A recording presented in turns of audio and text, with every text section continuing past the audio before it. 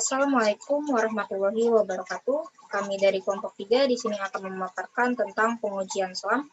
Sebelum itu, mari saya perkenalkan dengan para anggota kelompok 3. Saya sendiri Syifa Fajriya, lalu ada Rizky Fauzia, ada Azahra Siti Nabila, lalu selanjutnya ada Hifzan Zikri, dan yang terakhir adalah Muhammad Said Akbar.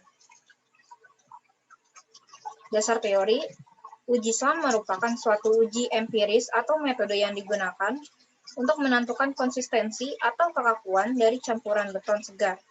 Uji SLAM dapat menunjukkan kekurangan, kelebihan, atau kecukupan air yang digunakan dalam pembuatan beton tersebut. Nilai SLAM ditentukan oleh besarnya penurunan adukan beton dalam SLAM setelah alat SLAM diangkat. Nilai SLAM yang dihasilkan jika lebih besar dari nilai SLAM rencananya maka adukan encer dan nilai workability akan semakin tinggi. Dan sebaliknya, SLAM adalah salah satu ukuran kekentalan adukan beton yang dinyatakan dalam milimeter dan ditentukan dengan alat kerucut Abram. Pengujian ini mengacu pada SNI 0319711990. Selanjutnya, latar belakang. Perkembangan konstruksi di Indonesia mengalami peningkatan yang cukup pesat. Seiring dengan perkembangan tersebut, makin tinggi pula kebutuhan akan pemakaian beton sebagai salah satu bahan konstruksi. Agar dapat memanfaatkan beton seoptimal mungkin, diperlukan pengetahuan yang cukup luas, antara lain mengenai sifat bahan dasar serta cara pengerjaan dari beton tersebut. Sifat workabilitas beton sangat penting karena mempengaruhi pengerjaan beton tersebut. Untuk mengetahui tingkat workabilitas dari beton, perlu dilakukan pengujian. Sebelum itu, beton tersebut dikerjakan. Salah satu pengujian workabilitas pada beton segar yang sering dilakukan adalah uji SLAM dengan kerucut Abrams, yaitu untuk mengetahui tingkat kelecakan dari adukan beton. Untuk maksud dan tujuan, metode ini dimaksudkan sebagai pegangan dalam pengujian untuk menentukan slump beton. Tujuan pengujian adalah untuk memperoleh angka slump beton. Selanjutnya, untuk ruang lingkup, pengujian ini dilakukan terhadap beton segar yang mewakili campuran beton. Hasil pengujian ini digunakan dalam pekerjaan. Yang pertama itu perencanaan campuran beton. Yang kedua, pengendalian mutu-mutu beton pada pelaksanaan pembetonan. Selanjutnya ada peralatan. Di peralatan yang pertama ada cetakan dari logam tebal minimal 1,2 mm berupa kerucut terpancung otokon dengan diameter bagian bawah 203 mm, bagian atas 102 mm dan tinggi 305 mm. Bagian bawah dan atas setakan terbuka. Yang kedua itu ada tongkat pemadat dengan diameter 16 mm, panjang 600 mm, ujungnya dibulatkan dibuat dari baja yang bersih dan bebas dari karat. Yang ketiga ada plat logam dengan permukaan yang kokoh, rata dan kedap air.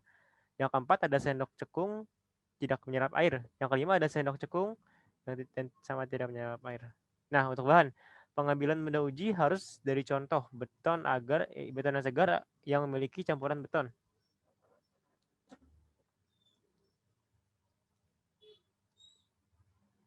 Yang berikutnya ada cara pengujian. Pengujian dilaksanakan dengan cara sebagai berikut. Yang pertama, basahilah cetakan pelat dengan kain basah. 2. Letakkan cetakan di atas pelat dengan kokoh. Ketiga, isilah cetakan sampai penuh dengan beton segar dalam 3 lapis. Tiap lapis berisi kira-kira sepertiga dari isi cetakan. Setiap lapis ditusuk dengan tongkat pemadat sebanyak 25 tusukan secara merata. Tongkat harus masuk sampai lapisan bagian bawah tiap-tiap lapisan. Pada lapisan pertama, penusukan lapisan tepi tongkat dimiringkan sesuai dengan kemiringan cetakan. Yang keempat, tongkat dan semua sisa benda uji yang jatuh di sekitar cetakan harus disingkirkan. Kemudian cetakan diangkat perlahan-lahan tegak lurus ke atas. Seluruh pengujian mulai dari pengisian sampai cetakan diangkat harus selesai dalam menjangka waktu 2,5 menit. 5. Isilah cetakan sampai penuh dengan beton segar dalam 3 lapis. Tiap lapis berisi kira-kira sepertiga isi cetakan. Setiap lapis ditusuk dengan tongkat pemadat sebanyak 25 tusukan secara merata. Tongkat harus masuk sampai lapisan bagian bagian bawah tiap-tiap lapisan. Pada lapisan pertama, penusukan lapisan tepi tongkat dimiringkan sesuai dengan kemiringan cetakan.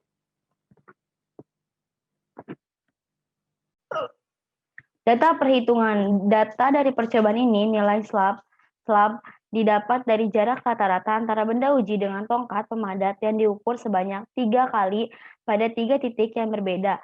Adapun besarnya jarak tongkat pemadat dengan benda uji pada masing-masing titik sebagai berikut. Yang pertama 1 titik, titik 1 7,7 cm, titik 2 13 cm, titik 3 10 cm. Terus perhitungannya, pada percobaan ini nilai slab beton didapat dengan menghitung rata-rata jarak tongkat pemadat dengan benda uji pada 3 titik yang berbeda. Titik yang pertama 7,7 cm, yang kedua 13 cm, yang ketiga 10 cm. Dengan rumus Lam 7,7 ditambah 13 ditambah 10 dibagi 3 dan hasilnya 10,233 cm. Berikut tabel batas nilai slab menurut PBI 171 di bawah ini, bisa dilihat saja. Kesimpulan. Pertama, selam merupakan ukuran kekentalan atau plastisitas benang segar. 2. Selam yang dihasilkan dalam percobaan ini sebesar 10,233 cm. Berdasarkan tabel di atas, nilai selam menurut PBI 71. Beton pada percobaan beton ini dapat digunakan pada konstruksi dinding, pelat pondasi telapak tulang, pelat, balok, kolom, dan dinding. Tapi tidak dapat digunakan pada konstruksi pondasi telapak tidak bertulang, kaison, konstruksi bawah tanah, perkasan jalan, dan pembetonan massal. Sekian, kurang lebihnya mohon maaf bila ada kekurangan. Kami mohon undur diri. Wassalamualaikum warahmatullahi wabarakatuh.